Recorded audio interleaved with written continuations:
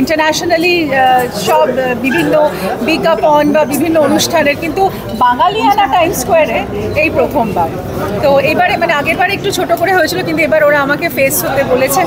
এবং আমি সেটা খুব আনন্দ করে হয়েওছি। এবং আমি মনে করি যে আন্তর্জাতিক মানে যদি আমরা দুর্গাপুজোকে আরও বেশি করে বড় করে সেলিব্রেট করতে পারি, তাহলে সেটা অলরেডি ইউনেস্কোর ট্যাগ পেয়েছি আমরা। এবং আমরা যেভাবে কলকাতায় বা আমরা ওয়েস্ট বেঙ্গলে যেভাবে দুর্গাপুজো এবং সারা ভারতবর্ষে যেভাবে দুর্গাপুজো সেলিব্রেটেড হয়,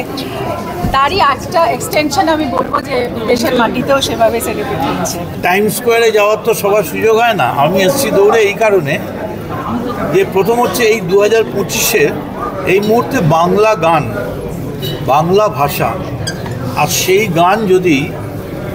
যে কোনো মন্ত্রের পেছনেই বাংলার অবদান রয়েছে, সেটা যদি ইয়া দেবী সর্বভূতেষু, যারা কোনোদিনই নিউ ইয়র্কে গিয়ে দুর্গাপুজো দেখতে পারবেন না, ঋতু দায়িত্ব নিয়েছে, ঋতুর মাধ্যমে আপনারা ঋতু অ্যান্ড ঋতুর টিমের মাধ্যমে এবার নিউ ইয়র্ক ওখানে টাইমস স্কোয়ারে দেখুন ঋতুপর্ণার music album with his team, with a team. আমার তো মনে হয় যে টাইমস স্কোয়ারে আমাদের এই মিউজিক অ্যালবাম লোকে দেখবে এবং আমাদের একসঙ্গে দুর্গাপুজোর যে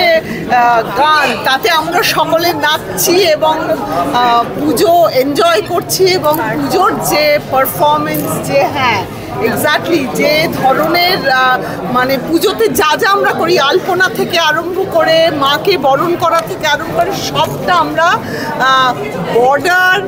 মানে দেশ, আন্তর্জাতিক যে বর্ডার সেগুলো মুছে গিয়ে সবার সাথে একসাথে যে আমরা এটা এনজয় করতে পারবো, এটা আমার কাছে খুব বড় একটা প্রাপ্তি। আর সবচেয়ে বড় কথা যে